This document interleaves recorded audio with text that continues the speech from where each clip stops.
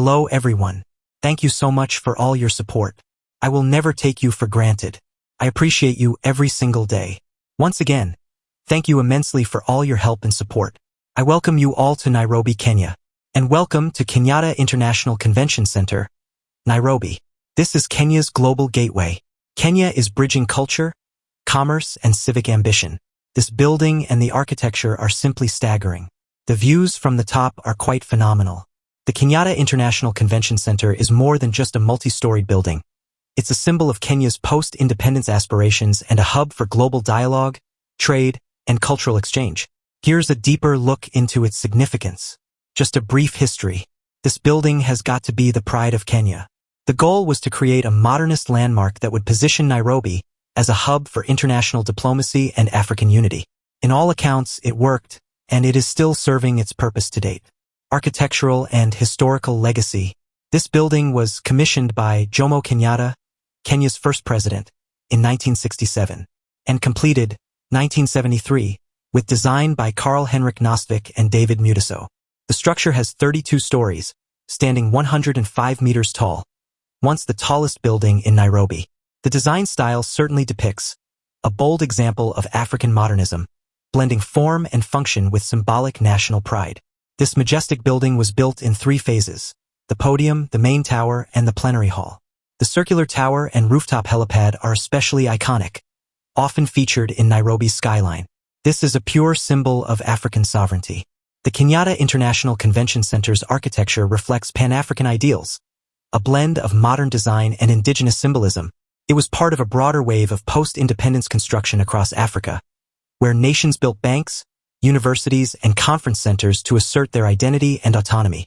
The building's circular tower and open spaces were designed to evoke transparency, dialogue, and progress, a stark contrast to colonial-era administrative buildings. Another point worth mentioning is that this was, and it is still, a diplomatic milestone.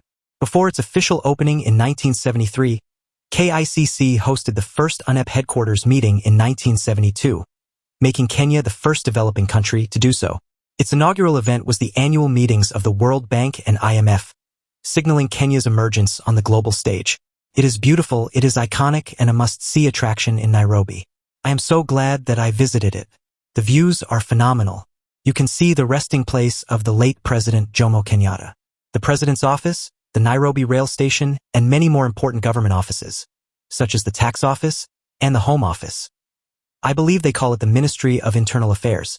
This is a must-see attraction for all the Kenyans, Africans, and international tourists. The convention center holds international summits, trade expos, cultural festivals, and political gatherings. I understand it recently held events, such as the Global Connect Summit and Expo. It also held the Africa Trade Expo, International Women's Day celebrations, and many more. This is a place for holding meetings, incentives, conferences, and exhibitions. And to top it all, keep this in your calendar. There is a tourism strategy under Vision coming up in 2030. I'm not done yet telling you all about this building. Located in Nairobi's City Square, this building is surrounded by key government offices, as I mentioned earlier. The International Convention Centre also has Savo Amphitheatre, Shimba Hills Courtyard, Savo Ballroom, VIP lounges, a rooftop helipad with panoramic views, and custom booth designs and event planning services. This is all for you to discover when you come to Nairobi. Actually, this African country has a lot to offer you from the moment you land at Jomo Kenyatta International.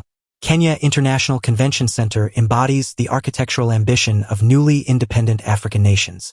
It reflects Kenya's desire to assert its identity through bold, modernist design while serving practical and diplomatic functions. KICC hosts a rich tapestry of cultural festivals that celebrate Kenya's diversity and its place in the global cultural landscape. Here are some standout events that might interest you. Africa-bound Reggae Summer Fest. Pan-African unity through reggae music.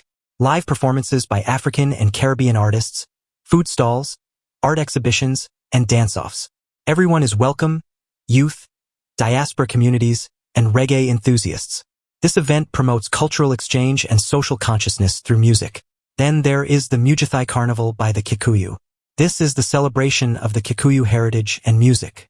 You get live bands, such as Mujathai bands, traditional attire showcases, storytelling sessions, and local cuisine.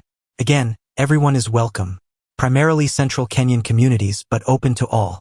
The impact is the revival of indigenous music traditions and fosters intergenerational dialogue. I believe they also hold the Luo Festival, the Nairobi edition.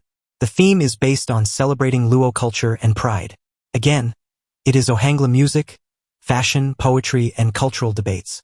Everyone is welcome: Luo communities, cultural enthusiasts, and scholars.